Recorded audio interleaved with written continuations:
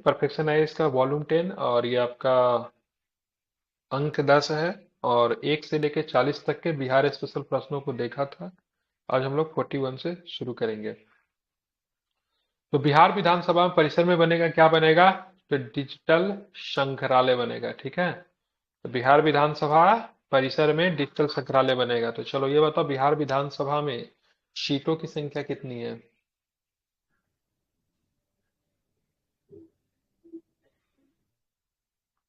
बस 243 सीट है बिहार विधानसभा में, ठीक है। 243 ध्यान में रखना 243 इसको, ठीक है। हाँ, इसमें से 38 है एससी के लिए, 38 सीट जो है रिजर्व है एससी के लिए, ठीक है। और और 2 है 2 सीट एसटी के जो लिए। है एसटी के एससी लिए, के लिए। ठीक है। तो अगर पूछेगा रिजर्व सीट कितनी है, तो 40 सीट है, ठीक है। कटोरिया और मनिहारी रिजर्व सीट है, ठीक है। तो बिहार विधानसभा परिसर में क्या बनेगा? डिजिटल संग्रहालय बनेगा। संग्रहालय के 5 दीर्घाओं में बिहार का इतिहास दिखेगा, ठीक है। क्या दिखेगा इसमें? तो इसमें आपका बिहार का इतिहास दिखेगा, ठीक है। क्या होगा? तो दीर्घाओं में बिहार के लोकतंत्र, राज्य के राज्यपाल, मुख्यमंत्री, विधानसभा अध्यक्ष, उत्कृष्ट विधायक तथा विधान पुस्तकालय में रखे गए महत्वपूर्ण ऐतिहासिक अभिलेखों को प्रदर्शित किया जाएगा, ठीक है। संग्रहालय में एक सभागार भी होगा जिसमें बिहार के इतिहास तथा बिहार विधानमंडल से संबोधित विषयों पर बनी लघु फिल्में प्रदर्शित की जाएगी, ठीक है। तो दीर्घाओं की संख्या कितनी है? 5 रहेगी। कितनी रहेगी? 5 रहेगी, ठीक है। चलिए, सारण के उदय कुमार ने किलिमंजारो पर्वत पर भारतीय ध्वज को फहराया। तो उदय कुमार जी किलिमंजारो पर्वत को फतह कर लिया है। और किलिमंजारो जो है सो आपको ये वेस्टर्न अफ्रीका में ये मिलता है, ठीक है। कहाँ पे मिलता है? ये आपको तंजानिया में है। कहाँ पे है ये? तंजानिया में तंजानिया में। कहाँ पे? किलिमंजारो। और अफ्रीका की सबसे ऊंची चोटी भी है, ठीक है। कहाँ के थे जिन्होंने किलिमंजारो पर्वत पर भारतीय ध्वज को फहराया? तो सारण के हैं। नाम क्या है इनका? उदय कुमार, ठीक है। कुमार। बात करेंगे तो उदय 91% विकलांग है। उन्होंने बैसाखी के सहारे चढ़ाई की और तंजानिया के अफ्रीका के सबसे ऊंचे पर्वत किलिमंजारो पर क्या किया? तो तिरंगा फहराया, ठीक है। ध्यान में रखना, इंपॉर्टेंट है, ठीक है। आप देखेंगे केतुक मिशन के तहत ग्रुप कैप्टन जय किशन के नेतृत्व में एक भारतीय दल ने किलिमंजारो पर्वत पर चढ़ाई की और 78वें स्वतंत्रता दिवस के उपलक्ष्य में 7800 वर्ग फीट का तिरंगा झंडा फहराया, ठीक है। तो क्या बताएंगे? कितने वर्ग फीट का तिरंगा झंडा इन्होंने फहराया? 7800 वर्ग फीट का, ठीक है। 78वें स्वतंत्रता दिवस के उपलक्ष्य में। कहाँ के रहने वाले हैं उदय कुमार? कहाँ के रहने वाले हैं? तो सारण के रहने वाले हैं, ठीक है। ध्यान में रखना, इंपॉर्टेंट है। अब बात करेंगे किलिमंजारो की। बात करेंगे तो किलिमंजारो पर्वत तंजानिया में एक निष्क्रिय स्ट्रेटो ज्वालामुखी और अफ्रीका का उच्चतम पर्वत भी है, ठीक है। तो अफ्रीका का उच्चतम पर्वत का नाम क्या है?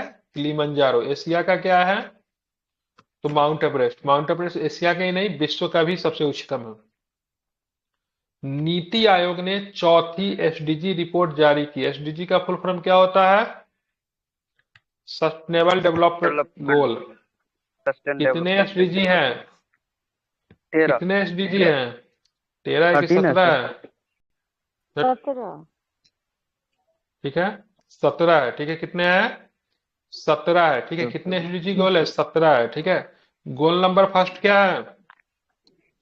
नो पॉवर्टी, मतलब गरीबी को पूरी तरीके से समाप्त करना है। गोल नंबर 2 क्या है? तो गोल नंबर 2 की बात करेंगे तो जीरो हंगर की बात करता है, ठीक है, भुखमरी का। गोल नंबर 3 क्या है? तो यहाँ पे गुड एजुकेशन, गुड हेल्थ की बात करता है, ठीक है, मतलब स्वास्थ्य अच्छा हो। चौथा नंबर पे क्या है? तो चौथा नंबर पे क्वालिटी एजुकेशन की एजुकेशन बात करती है, ठीक है। पांचवा नंबर पे क्या है? तो जेंडर इक्वलिटी की बात होती है पांचवें नंबर पे। छठा नंबर पे क्या है?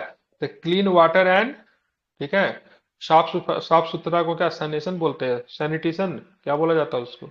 तो उसका बात होता है, ठीक है। ध्यान में रखना है, ठीक है। तो यही 5-6 है शुरू का, आपको याद रखना है, इंपॉर्टेंट है, भूलेंगे नहीं। और इसको 2015 में इसको अपनाया गया था, जो कि 2023 तक, ठीक है, 2030 तक इसको पूरा करना है। तो सस्टेनेबल डेवलपमेंट गोल, जिसको हम लोग बोलते हैं हिंदी में, क्या बोलते हैं इसको? सतत ठीक है, सतत विकास लक्ष्य। नहीं, तो ये कितने लक्ष्य हैं? ये 17 लक्ष्य है, ठीक है। और 17 लाख में कैटेगराइज की बात करेंगे, इसमें वो कितना है, तो 169 है। ठीक है, मतलब 17 लाख में कितने चीजों को प्राप्त करना है, तो 169 चीज है, मतलब 169 जो क्या बोलते हैं इसको, पार्ट है, इसमें डिवाइड किया गया है। ठीक है, तो ये भी ध्यान में रखना, 169 इंपॉर्टेंट है। ठीक है, जैसे एसडीजी तो है ही 17, उसमें से 169 कंडीशन है, उसको मतलब पूरा करना है, और इसके लिए 15 वर्षों का समय है, ध्यान में रखना है। अब आते हैं, नीति आयोग ने चौथी एसडीजी रिपोर्ट जारी की है।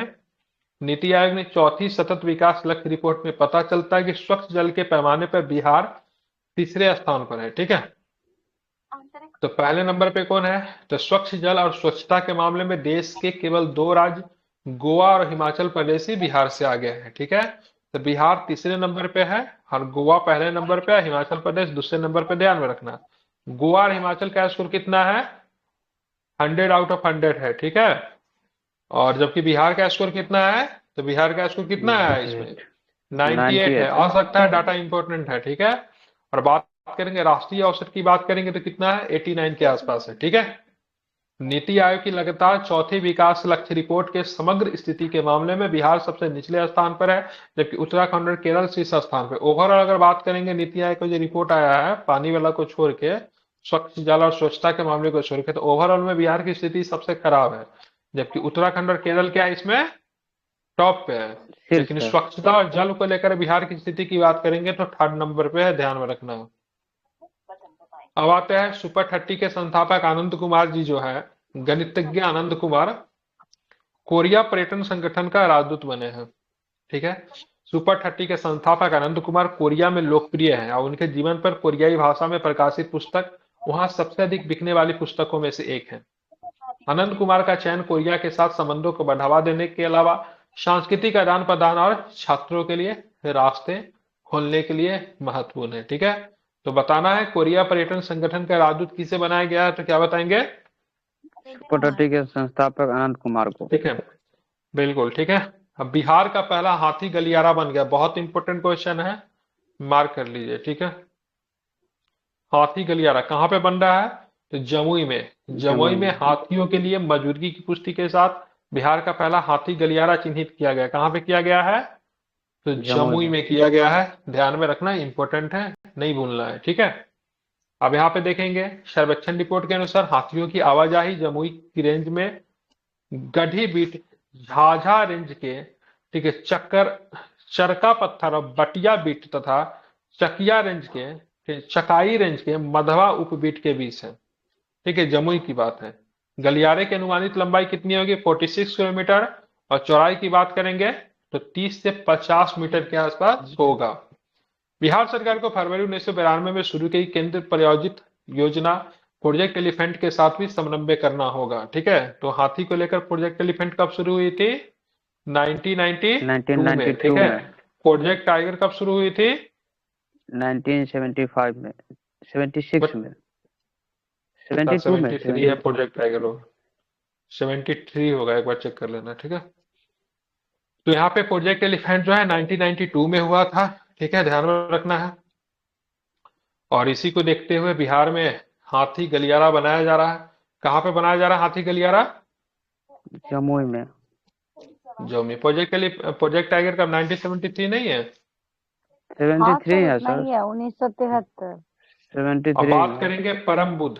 ठीक है, ध्यान में रखेंगे, तो सीडेक पटना ने बिहार का पहला सुपर कंप्यूटर बनाया। तो बिहार का पहला सुपर कंप्यूटर का नाम क्या है, परम बुद्ध। और परम भारत का पहला सुपर कंप्यूटर का नाम सीधे परम है। ठीक है, परम कौन सा 7,000 की 8,000, 800 800 था कि 800 ही है। 8,000 था, परम 800 है। अच्छा हाँ, वही परम नाम से ये। ठीक है, ये ध्यान में रखना है।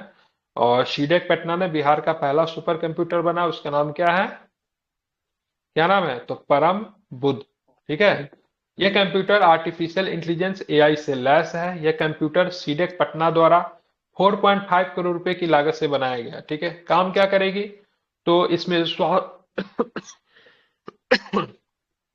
स्वास्थ्य, शिक्षा, कृषि विज्ञान और प्रौद्योगिकी जैसे कई क्षेत्रों में अनुसंधान कार्य में सुविधा होगी। अन्य सुपर कंप्यूटर के विपरीत जो सीपीयू से लैस होते हैं, इसमें ग्राफिक प्रोसेसिंग यूनिट, मतलब इसमें जीपीयू होती है, ठीक है, ध्यान में रखना, जो बिना किसी त्रुटि के बिग डेटा विश्लेषण और मल्टीटास्किंग की भी सुविधा प्रदान करेगी। ये सारी कहानी तो बात की बात है, आपको बस इतना ध्यान में रखना है। जैसे बिहार का पहला सुपर कंप्यूटर का नाम क्या है, तो क्या बताएंगे? परम बुद्ध। ठीक है, तो ध्यान रखना परम बुद्ध। ठीक है, इसको भूलेंगे नहीं, इंपॉर्टेंट है। बिहार का पहला सुपर कंप्यूटर जिसका नाम क्या है? परम परम बुद्ध। बुद्ध।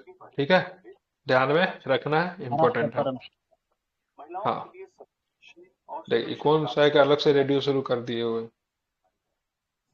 ठीक है, बिहार का वन पोर्टल। ठीक है, तो बिहार का वन पोर्टल है, राज्य सरकार के 300 अधिक सेवाओं का, योजनाओं का लाभ लाभार्थियों को मिलेगा। ये क्या है? वन पोर्टल है, मतलब एक ही जगह सारा सेवा उपलब्ध होगा। इस पोर्टल के माध्यम से सेवाएं 2025 से उपलब्ध होने लगेगी।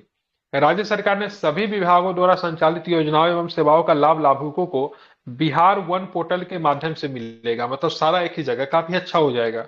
सरकार ने पोर्टल बनाने और लागू करने के लिए 85 करोड़ 23 लाख रुपए मंजूर किए हैं। ठीक है, तो कौन सा पोर्टल है? Bihar one portal. ठीक है, कितनी सरकार की सेवाएं यहाँ पे एक साथ मिलेगी? तो लगभग 300 से अधिक सेवाएं जो है सो आपको यहीं पे आराम से मिल जाएगी। ठीक है, अब आते कुछ पुस्तक और लेखक का नाम है। ठीक है, अनवरत इश्क। ठीक है, लेखक कौन है इनका?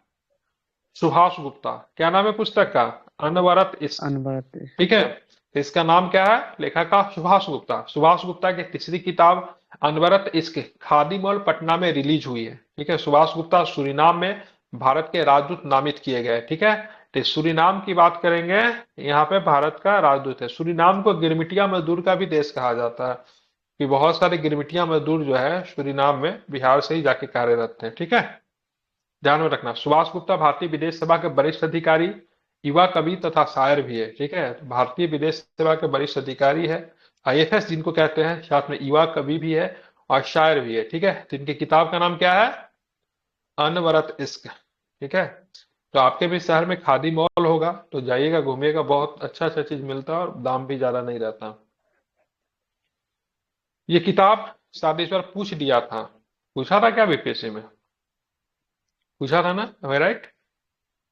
बिहार के गांधी नीतीश कुमार, लेखक कौन है? अशोक चौधरी और शांभवी चौधरी। शाम ठीक भाई है, चौधरी। तो ये दोनों पुत्री और पिता है। ग्रामीण कार्य मंत्री है अशोक चौधरी, और उनकी पुत्र, उनकी सांसद पुत्री शांभवी चौधरी ने यह पुस्तक लिखी है। तो शांभवी चौधरी जो है सांसद है। और इसका विमोचन ठीक है, राज्यपाल ने किया था ना।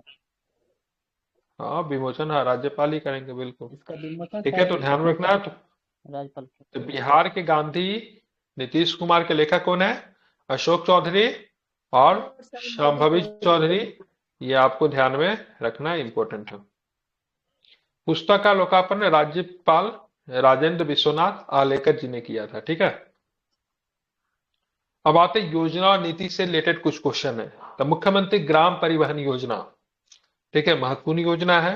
राज्य कैबिनेट ने मुख्यमंत्री ग्राम परिवहन योजना को 31 मार्च 2026 तक बढ़ाने का प्रस्ताव दिया है। ठीक है, अब क्या है ये योजना, किस प्रकार से काम करेगी, उस पर जरा बात करते हैं। इस अवधि के दौरान 12,500 बेरोजगार युवाओं को रोजगार सहायता उपलब्ध कराई जाएगी। इस योजना के तहत राज्य सरकार बिहार के सामाजिक रूप से पिछड़े, ठीक है ध्यान, सामाजिक रूप से पिछड़े और बेरोजगार, जिसमें एससी, एसटी और ईबीसी। ईबीसी का मतलब क्या होता है? हिंदी में एक्सट्रीमली अत्यंत बैकवर्ड पिछड़ा वर्ग कहते हैं। ठीक है, अत्यंत एक्सट्रीमली बैकवर्ड क्लासेस होता है। ठीक है, जैसे बिहार में जो है ना ओबीसी, अदर बैकवर्ड क्लासेस का दो कैटेगरी है। ठीक है, 1 और 2। ठीक है, तो ये जो आता है ना 1 में आता है। ठीक है, सेंट्रल में सीधे ओबीसी होता है, लेकिन बिहार में ओबीसी ईबीसी भी है। ठीक है, ये आपको ध्यान में रखना इंपॉर्टेंट है। ठीक है, क्या होगा इसमें, ये जो योजना जो है, जो कि 12,500 बेरोजगार युवाओं को रोजगार देगी, मुख्यमंत्री ग्राम परिवहन योजना। इस योजना में क्या है, तो व्यक्तियों का वाहन, जिसमें से सामान्य वाहन में ई रिक्शा व एम्बुलेंस खरीदने पे 50% की सब्सिडी प्रदान की जाएगी। ठीक है, ध्यान में रखना इंपॉर्टेंट है, महत्वपूर्ण है। इस योजना का उद्देश्य ग्रामीण लोगों को वित्तीय सहायता प्रदान करना, ताकि वे अपना रोजगार शुरू कर सके। मतलब इस योजना में बस इतना ही आपको ध्यान में रखना है, जो मुख्यमंत्री ग्राम परिवहन योजना में, ठीक है, 31 मार्च 2026 तक बढ़ाने का प्रस्ताव रखा गया। इसमें जो जो लोग जो होंगे, प्रत्येक पंचायत से आई थिंक 2 लोगों को ये मिलता है, तो उसमें से 50% आपको क्या मिलेगा, सब्सिडी मिलेगा, ठीक है, वाहन खरीदने के। अब बाहर में कोई ट्रैक्टर खरीद रहा है, फोर व्हीलर खरीद रहा है, वो नहीं, मतलब वो वाहन क्या होना चाहिए जिससे आर्थिक प्राप्ति भी किया जा सके, जैसे ई रिक्शा हो गया, एम्बुलेंस है, ये सब खरीदने पे है, ठीक है, सामान्य वाहन। बिहार की आईटी नीति आ गई है, ठीक है, ये मेंस में भी प्रश्न पूछा जाता है, तो बिहार के आईटी नीति पर चर्चा करें। बिहार सरकार ने 2024 के लिए अपनी एक नई सूचना प्रौद्योगिकी नीति की घोषणा की है। नीति का उद्देश्य क्या है, तो आईटी, आईटीईएस और ईएसडीएम क्षेत्रों के साथ साथ राज्य भर में डेटा केंद्रों में निवेश, रोजगार और विकास को महत्वपूर्ण रूप से क्या करना है, बढ़ावा देना है, ठीक है। बिहार आईटी नीति के तहत बिहार सरकार द्वारा प्रोत्साहन भी दिया जाएगा। क्या होगा, तो अस्थायी पूंजी सब्सिडी 5 वर्षों के लिए भूमि, भवन, संयंत्र और मशीनरी सहित 30 करोड़ तक के अस्थायी पूंजी निवेश का 30% या ब्याज भुगतान सब्सिडी के 10% ब्याज अनुदान परियोजना लागत का 50% या 40 करोड़ रुपए जो भी कम हो वो आपको मिलेगा। मतलब इसमें क्या दिया जाएगा, सब्सिडी दिया जाएगा। कैसे देंगे, तो अस्थायी पूंजी सब्सिडी जो होगी 5 वर्षों के लिए होगी, ठीक है, जो कि भूमि पे, भवन पे, मशीनरी जिसको संयंत्र कहते हैं उस पे मिलेगा, ठीक है। 30 करोड़ तक के अस्थायी पूंजी निवेश का 30% या ब्याज अनुदान अनुदान जो होगा सब्सिडी का 10% ब्याज अनुदान, परियोजना लागत का 50% या 40 करोड़ जो भी हो वो होगा। मतलब सिंपल शब्दों में ध्यान में रखना है से आपको यहाँ पे क्या मिलने वाला, सब्सिडी मिलने वाला। साथ में लीज रेंटल क्या होगा, तो लीज रेंटल सब्सिडी 5 वर्षों के लिए लीज रेंटल राशि का कितना मिलेगा, 50% मिलेगा। ऊर्जा बिल में भी सब्सिडी मिलेगी 5 वर्षों के लिए, ऊर्जा बिल का 25% वार्षिक प्रतिपूर्ति सरकार करेगी। रोजगार सृजन सब्सिडी क्या होगा, तो 5 वर्षों के लिए प्रति कर्मचारी प्रति माह 5,000 रुपए तक ईएसआई और ईपीएफ के नियोक्ता के योगदान का 100% आपूर्ति प्रतिपूर्ति गवर्नमेंट करेगी। तो इसमें मतलब क्या है, तो इसमें सरकार सब्सिडी दे रही है ताकि आईटी के क्षेत्र में बिहार में भी निवेश को बढ़ावा दिया जाए। इसको एक बार आप लोग इसको देख लीजिएगा, इसमें कुछ डाटा है। साथ में बिहार में क्रय वरीयता नीति आई है 2024, ठीक है। राज्य मंत्रिमंडल ने बिहार क्रय वरीयता नीति 2024 को क्या की है, मंजूरी दी है।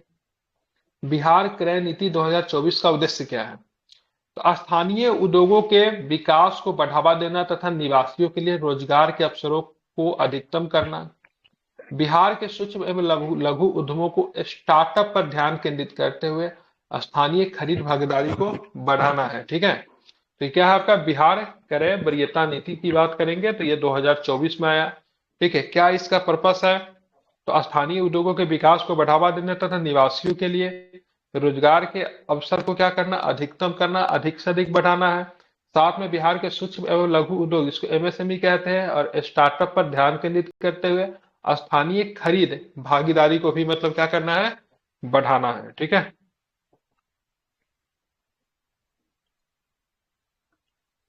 स्थानीय व्यवसाय विशेषकर एमएसएमई और स्टार्टअप के इसमें प्रतिस्पर्धात्मक को बढ़ाना है। अब आते हैं पुरस्कार को लेकर आते हैं, तो राष्ट्रीय शिक्षक पुरस्कार 2024, कोई भी पुरस्कार जो होता है ना, राष्ट्रीय पुरस्कार राष्ट्रपति के द्वारा ही दिया जाता है, ठीक है। तो शिक्षा मंत्रालय द्वारा राष्ट्रीय शिक्षक पुरस्कार 2024 के लिए बिहार के 2 शिक्षकों का चयन किया गया।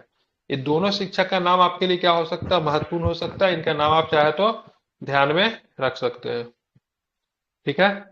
क्या नाम है इनका, तो मधुबनी जिले के शिव गंगा बालिका +2 विद्यालय की शिक्षिका डॉक्टर मीनाक्षी कुमारी, क्या नाम है इनका, डॉक्टर मीनाक्षी कुमारी। कहाँ की है, मधुबनी की है। कैमूर जिले के तरियानी नव प्राथमिक विद्यालय के प्रभारी प्रधानाध्यापक सिकंदर कुमार सुमन को इस पुरस्कार के लिए चुना गया। तो 2 लोगों को चुना गया, एक है आपका डॉक्टर मीनाक्षी कुमारी और दूसरा जो है सिकंदर कुमार सुमन, ठीक है। 5 सितंबर को शिक्षक दिवस मनाया जाता, उसी के अवसर पे दिल्ली विज्ञान भवन में राष्ट्रपति के द्वारा कुल 50 शिक्षकों को सम्मानित किया गया। इसमें से बिहार के 2 शिक्षक थे, एक डॉक्टर मीनाक्षी कुमारी मधुबनी की रहने वाली है, और सिकंदर कुमार सुमन साहब जो है ये कैमूर के तरिहानी के रहने वाले हैं। इसको आपको ध्यान में रखना है, राष्ट्रपति के द्वारा, ठीक है, पुरस्कार से सम्मानित किया गया, ठीक है, ठीक है। अब आते हैं इफ्को साहित्य पुरस्कार। बिहार के कहानीकार चंद्रकिशोर जायसवाल और रेणु यादव को श्रीलाल शुक्ल स्मृति इफ्को साहित्य सम्मान के लिए चुना गया। किनको? चंद्रकिशोर जायसवाल और रेणु यादव को। ठीक है, किनके स्मृति में पुरस्कार दिया जाता है इफ्को साहित्य पुरस्कार? तो श्रीलाल शुक्ल स्मृति में। अब ये श्री चंद्रकिशोर जायसवाल का जन्म बिहार के मधेपुरा जिला के बिहारीगंज में हुआ था, ध्यान में रखना है। उनकी प्रमुख कृतियों में गवाह, गढ़ाजिर,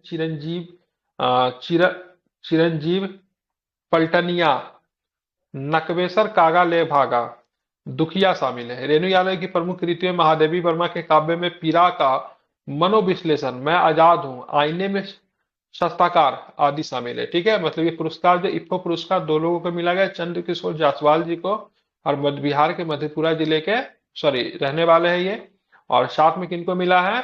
तो रेणु यादव को मिला है। ठीक है, ध्यान में रखना।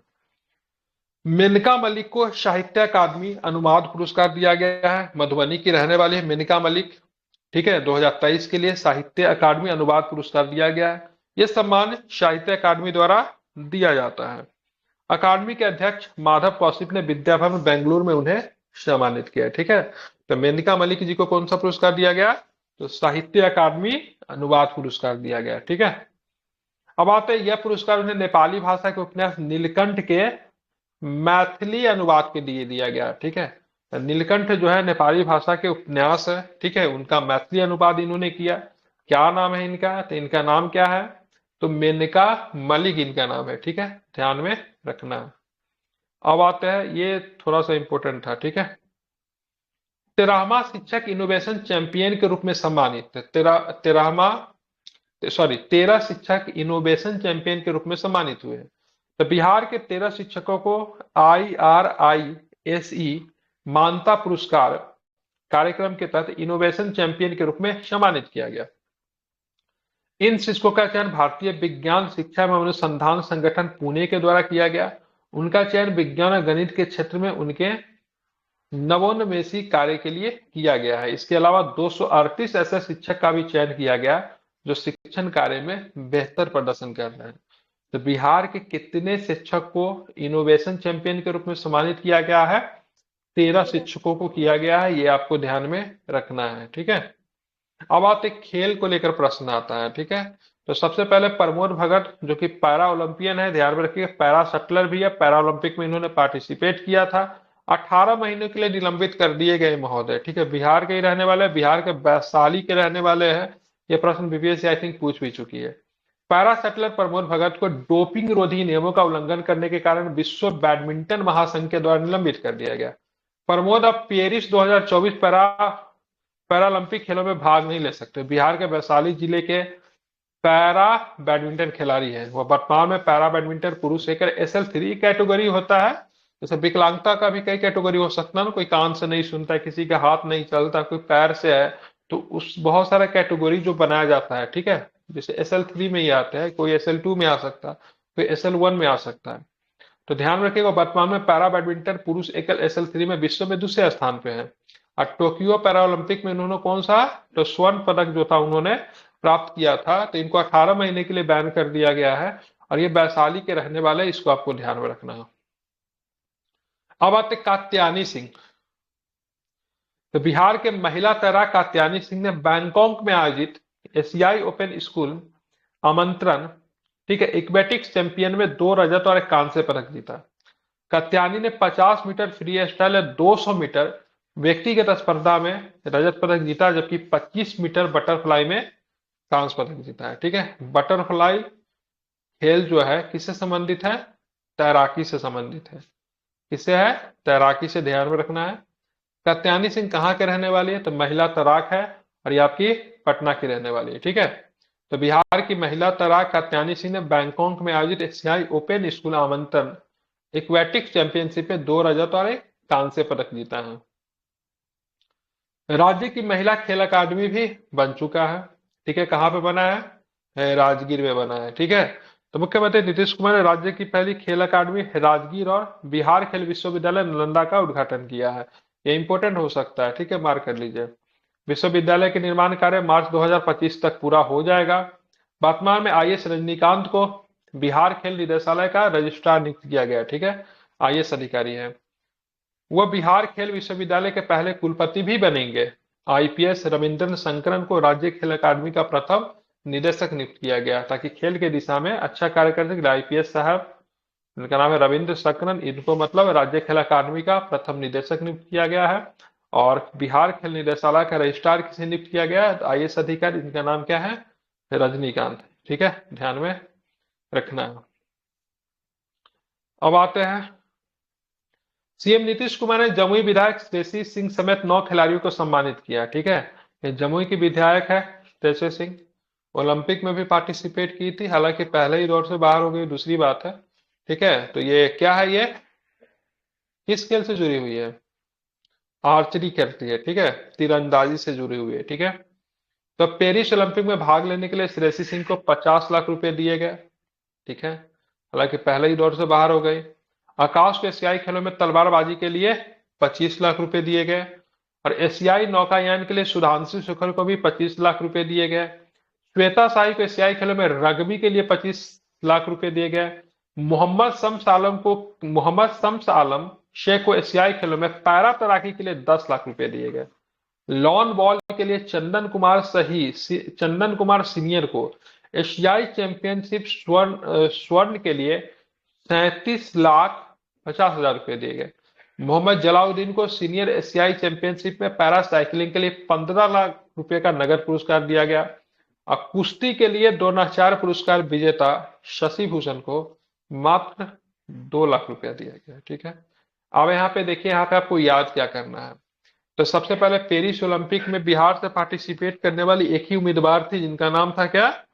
श्रेयसी सिंह। कहाँ की रहने वाली है? जमुई की विधायक है वर्तमान में। ठीक है, ये प्रश्न पूछ सकता है, पेरिस ओलंपिक के लिए पूछा हुआ क्वालिफाई था करने वाली बिहार की एकमात्र खिलाड़ी का नाम क्या है? तो श्रेयसी सिंह। क्या ये पूछा हुआ था जमुई कहाँ, श्रेयसी सिंह कहाँ के विधायक हैं? अच्छा, पूछा हुआ था।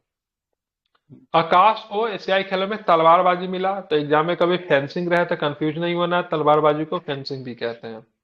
एशियाई नौकायान के लिए सुधांशु शेखर, ये नौकायान है से जुड़े हुए, ध्यान में रखना है। आकाश कुमार तलवारबाजी से जुड़े हुए। ठीक है, यही पूछेगा, ये 25 लाख 50 लाख नहीं पूछेगा। श्वेता शाही बहुत इंपॉर्टेंट है, रग्बी से जुड़ी हुई है। ठीक है, ध्यान में रखें, इनको भी 25 लाख मिला है।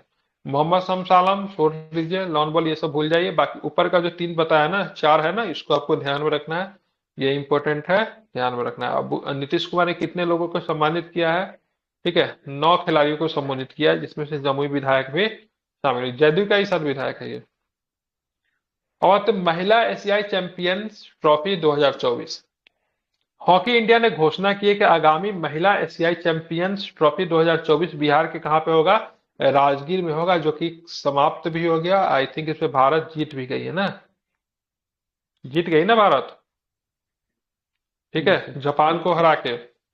यह आयोजन हॉकी इंडिया और बिहार सरकार के संयुक्त प्रयास से राजगीर हॉकी स्टेडियम में खेला जाएगा। पिछले साल हॉकी झारखंड के रांची में एशियाई चैंपियंस ट्रॉफी की मेजबानी की थी, झारखंड किया था पिछला बार, टिकट फ्री था, लेकिन फिर भी लोग नहीं जा रहे थे। इस बार कहाँ पे हुआ है? राजगीर में हुआ है। ठीक है, ध्यान में रखना है। झारखंड में जब हुआ था तो उस समय जूही हाथी आई थिंक इसकी प्रतीक थी, जूही हाथी उस समय। इस बार का क्या था, प्रतीक नहीं दिया हुआ, लेकिन इस बार ये राजगीर में हुआ था। ठीक है, तो इम्पोर्टेंट है। कल के क्लास में हम लोग क्या पढ़ेंगे? तो कल के क्लास में इधर और भी है क्या? नहीं, राष्ट्रीय कल के क्लास में हम लोग पढ़ेंगे। ठीक है, जितना मैंने पढ़ाया उस सबको एक बार रिपीट कर दे रहा हूँ। ठीक है, बिहार विशेष सब देख लेना। क्या बिहार विशेष एक बार फिर से पुनः रिवाइज कर लेना है। हाँ, एक बार इसको रिवीजन करना है। बिहार विधानसभा परिसर में क्या बनेगा? तो डिजिटल संग्रहालय बनेगा, ध्यान में रखना है। ठीक है, 5 दीर्घा होगी उसमें, दीर्घा मतलब कतार। ठीक है, सारण के उदय कुमार ने किलिमंजारो पर्वत पे भारतीय ध्वज क्या किया? फहरा दिए। नीति आयोग की 4वीं एसडीजी रिपोर्ट में जल स्वच्छता रिपोर्ट में बिहार को 3रा स्थान मिला है, और ओवरऑल में बिहार सबसे लास्ट में है। गणितज्ञ आनंद कुमार को कहाँ का पर्यटन संगठन का राजदूत नियुक्त किया गया? तो क्या बताएंगे? कोरिया। बिहार के किस जिला में हाथी गलियारा बनेगा? तो क्या बताएंगे?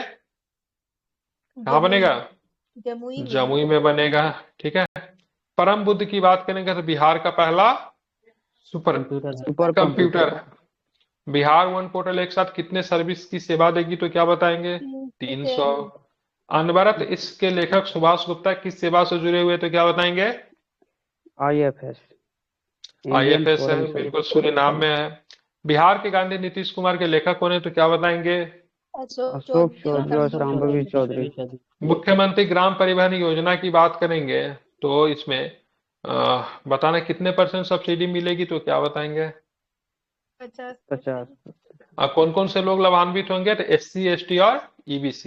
EBC। बिहार IT नीति की बात करेंगे तो इसमें भी आपको क्या करना है, इसमें भी आपको सब्सिडी वगैरह है, इसको पढ़ लेना एक बार। बिहार क्रय वरीयता नियम भी आ गए 2024 की नीति। अब आते आपको बताना है राष्ट्रीय शिक्षक दिवस से बिहार के कितने शिक्षक को सम्मानित किया गया तो क्या बताएंगे? 2 शिक्षक। 2 शिक्षक। क्या नाम है? डॉक्टर मीनाक्षी कुमारी और साथ में क्या नाम है? सिकंदर कुमार सिकंदर सुमन। मीनाक्षी कुमार कहाँ के रहने वाले? मीनाक्षी कुमारी मधुबनी का। मधुबनी की, ठीक है। उसके बाद इफ्को साहित्य पुरस्कार किनको दिया गया है? नंद किशोर जायसवाल जी को और रेणु यादव को, नंद- ठीक है। उसके बाद आपको बताना है 13 शिक्षक इनोवेशन चैंपियन के रूप में बिहार से सम्मानित किए गए। पैरा शटलर प्रमोद भागवत कहाँ के रहने वाले हैं? वैशाली जिला के। वैशाली को। कितने महीने का इनके ऊपर वो लगा है, निलंबित कर दिया गया डोपिंग के ऊपर? 18 महीने का। हाँ, डोपिंग क्या होता है पता है ना? पता है ना, डोपिंग मतलब वैसा चीज का कुछ सेवन कर लेना जो कि सामने वाला अगर कोई प्रतिद्वंदी है तो उसके तुलना में आपका कुछ ना, वो आपका ना एनर्जी को बढ़ा देवे, ठीक है। जैसे मान लीजिए कोई आदमी नशा करके चला जाता है तो वो बेहतर परफॉर्मेंस कर सकता है। तो इन लोगों को कुछ भी खाना पीना रहता है, यहाँ तक कि दवा भी लेना रहता है ना, तो पूछ के ही ले सकते हैं या फिर लिमिट चीजों का ही ले सकते हैं, मतलब कुछ अपना से नहीं कर सकते, ठीक है। तो कभी कभी जान के करते ये लोग, कभी कभी क्या होता है गलती में भी हो जाता है, ठीक है। समझ गए ना? कात्यायनी सिंह का संबंध किस खेल से है? तैराकी से। तैराकी है, ठीक है। बिहार राज्य की पहली खेल अकादमी कहाँ पे बनाई जाएगी, महिला खेल अकादमी? राजगीर में। राजगीर में, ठीक है, ध्यान में रखना। उसके बाद बताना है CM नीतीश कुमार ने जमुई विधायक श्रेयसी सिंह समेत 9 खिलाड़ी को सम्मानित किया। श्रेयसी सिंह किस खेल से जुड़ी हुई है? तीरंदाजी। तीरंदाजी है, ठीक है। पेरिस ओलंपिक में भाग लेने वाले एकमात्र खिलाड़ी है, ठीक है। आकाश कुमार किस खेल से जुड़े हैं? तलवारबाजी। तलवारबाजी, ठीक है, बिल्कुल। श्वेता शाही? रग्बी। महिला एशियाई चैंपियनशिप 2023 कहाँ पे हुआ है? सर राजगीर में हो गया है। राजगीर में हुआ है।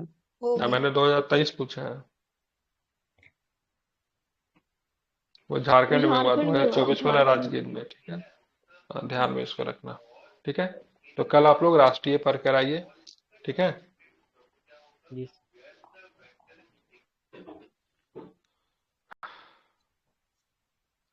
तो ये हो गया। कितना है राष्ट्रीय में क्वेश्चन?